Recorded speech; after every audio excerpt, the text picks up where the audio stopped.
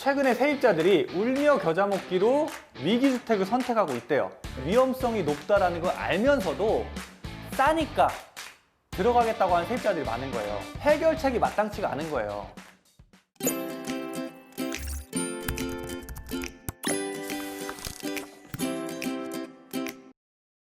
안녕하십니까. 드림부동산투자연구소 남태훈 본부장입니다. 자, 이 폭등한 전세 가격 때문에 깡통 전세라고 불리우는 이 고위험 전세에 들어가는 임차인들이 늘어나고 있다고 합니다. 자, 도대체 어떤 일이 벌어지고 있는 건지 함께 알아보는 시간 갖도록 하겠습니다. 자, 본 영상 시청하시기에 앞서서 좋아요와 구독하기, 알림 설정 버튼 눌러주시고 시청 부탁드리겠습니다. 자, 최근에 참 이 전세 가격 때문에 말들이 굉장히 많습니다. 특히나 이제 국정감사 시즌이다 보니까 이 주택 부분에 대해서 국정감사가 이루어지면서 많은 자료들이 나오고 있어요. 그래서 오늘도 그 자료 중에 하나인 이 깡통 전세에 대해서 한번 알아볼 건데요. 최근에 늘어나는 이 빚 많은 전셋집, 그러니까 깡통 전세라고 보통 부릅니다. 고개 드는 이 깡통 전세의 공포가 이제 확산되고 있다라는 타이틀이에요. 자, 어떤 내용이냐면 집주인이 대출과 전세보증금의 합이 집값의 80%를 초과하는 이 빚 많은 전세주택 계약이 올해 들어 다시 급증했다라고 합니다. 자, 이게 왜 그러냐면 저금리로 이 대출이 늘어나고 또 이 전세값이 오르다 보니까 부채 비율이 높은 집들이 예전보다 많아진 탓이라고 합니다. 금리가 워낙 싸다 보니까 이 집주인들 입장에서는 이 저금리를 활용해서 대출을 많이 받고 있는 거예요. 자, 그런데 최근 1년의 이 전세값 상승 때문에 이 전세값이 오르다 보니까는 자연스럽게 이 부채 비율이 높아지고 있는 이러한 현상들이 벌어지고 있고요.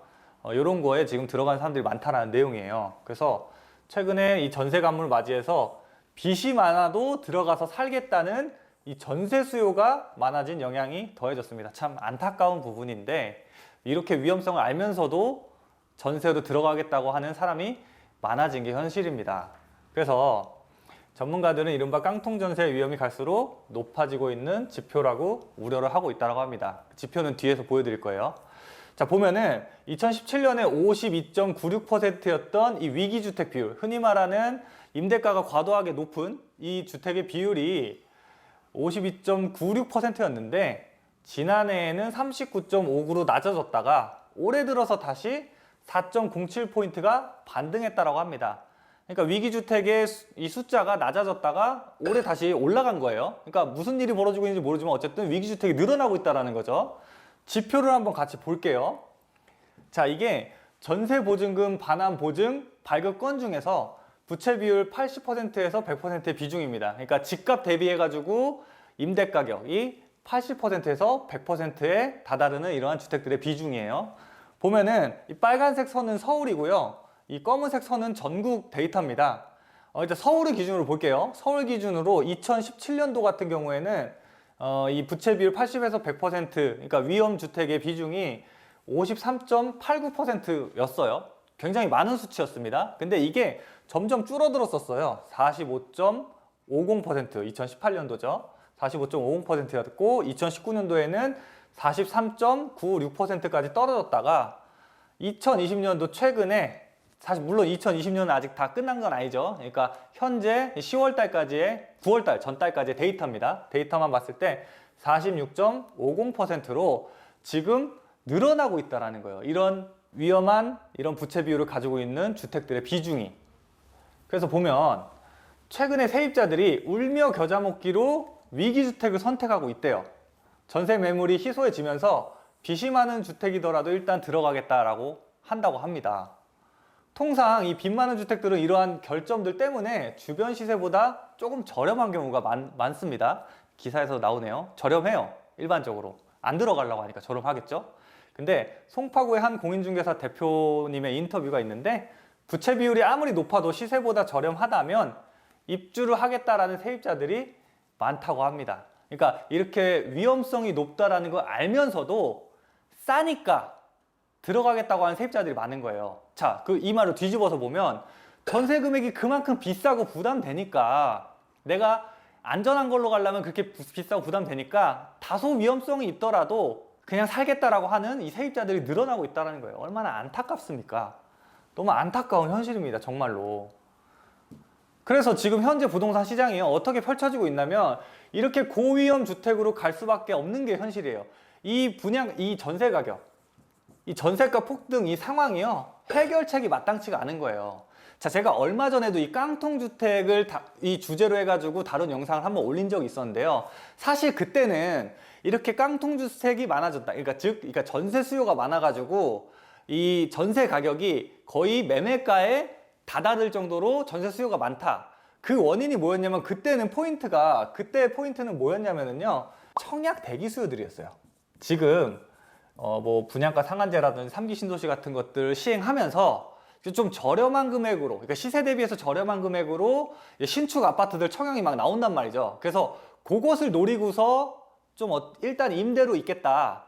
이런 이 대기 수요들 때문에 그런 깡통 전세들이 좀 나타나는 현상들을 보였었거든요. 근데 지금은요, 여기에다가 덧붙여가지고 이 임대차 3법 때문에요. 아예 씨가 마른 거예요. 자, 왜? 임대차 3법 하면서 계약갱신 청구권 들어왔죠. 자, 그렇다 보니까 임대기간이 2+2가 돼버렸어요. 그러니까 기본 4년이라고 생각해야 돼요. 그래서 기존의 임대를 내가 들어가 있던 이 임차인들 같은 경우에는요, 새로운 집으로 갈아타는 게 아니라 그냥 재계약을 하는 거예요. 왜? 재계약을 하면 5%만 올리면 되니까. 임대인이 임대료 올려주세요 해도 5%까지밖에 못 올리니까. 그래서 재계약을 많이 하다 보니까는요, 시장에 물건이 안 풀리는 거예요. 전세 물건들이. 자, 전세라는 거는요, 물론 사정에 따라서 갈아탈 수도 있는 거예요. 자, 왜? 뭐 내가 자녀가 있는데 자녀의 어떤 진학 때문에 이사를 해야 되는 경우도 있을 거고요. 뭐 아니면은 뭐 직장이라든지 이런 개인적인 사정들 때문에 이사해야 되는 수요들도 있을 거고. 그런 수요들이 자연스럽게 이런 그 가을 이사철에 발생하는 이 임대 수요들이란 말이에요. 이런 것들은요, 뭘 내가 노리고서 대기하기 때문에 발생하는 수요도 아니고요. 말 그대로 자연스럽게 발생하는 수요예요. 근데 이러한 자연스럽게 발생하는 수요들을 받아줄 만큼 시장에 물건이 공급 안 됐던 거예요. 왜? 이 임대차 3법 때문에 다 재계약을 하니까 임대 물건이 안 나오는 거란 말이죠. 그래서 위험이 많음에도 불구하고 물건이 없으니까 어쩔 수 없이 그냥 가는 거예요. 시장 상황이 이렇다 보니까. 그래서 이런 위험성을 조금 내가 이 리스크를 줄이기 위해서 보통 전세금 보증보험을 많이 이용을 했었는데요. 이제 갈수록 이 전세 보증보험들도요, 가입하기가 힘들 수밖에 없어요. 자, 왜? 자, 이 보증보험 있죠? 이 보증보험사들은요, 기부천사가 아니에요.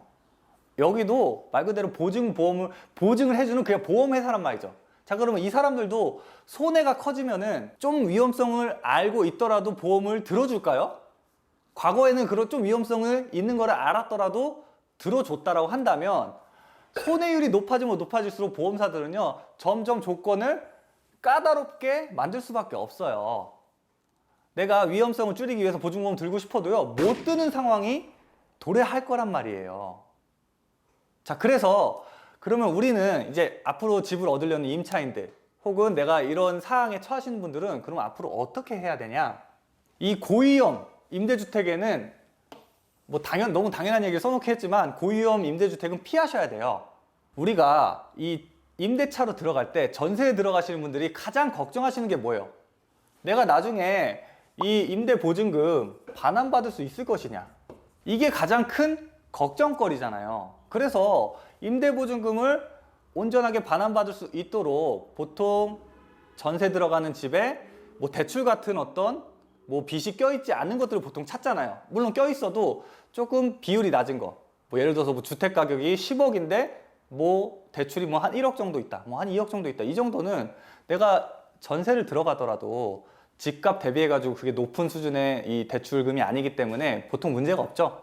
그런 주택들을 찾곤 하는데 가급적이면 그래서 이렇게 70%가 넘지 않는 주택들을 선택하시라는 거예요. 최악의 경우 주택을 담보로 집주인이 대출을 받았을 때 그게 경매로 넘어가더라도 내 보증금을 온전하게 보전하기 위해서는 이 정도 수준의 그 이하의 대출이 걸려있는 집들을 선택하셔야지 내 임대보증금을 온전하게 다 보전받을 수 있다는 거예요. 그래서 너무 높은 비율로 빚이 걸려있는 주택들은 좀 피하셔야 돼요. 임대차를 들어갈 때. 자, 그리고 사실 이 부분이 임차인들이 좀 많이 고민하시는 부분인데요. 이 보증금을 낮추는 이 임대를 많이 적극적으로 고려를 하셔야 돼요. 지금 전세를 당연히 선호합니다. 전세는 내가 임대 보증금 주고서 나중에 그대로 다 돌려받는 거니까 손해가 없는 것처럼 느껴지기 때문에 전세를 선호를 해요. 자, 그런데 보세요. 아파트 같은 경우 예를 들어 볼게요. 서울에 20평대 아파트도요. 웬만한 지역 가도 지금 전세금이 다 4억대 해요. 조금 선호도가 떨어지는 지역으로 가도 3억 이상은 합니다. 보통 3억에서 4억은 해요. 20평대도 그래요. 지금 전세 금액이 엄청나게 많이 올라서 그래요. 심지어 이 가격도 지금 점점 오르고 있는 수준이에요. 지금 현실이.